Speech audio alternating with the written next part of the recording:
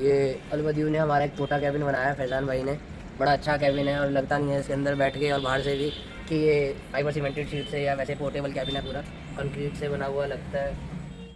Portable cabin है, पूरा concrete से बना हुआ लगता है। ना गर्मी लगती है ना सर्दी लगती है किसी भी तरह की, और बहुत ही अच्छा बनाया है। फिनिशिंग बहुत अच्छी है, जैसे वॉल्स में दबक आ जाती है, ऊपर नीचे हो जाती है।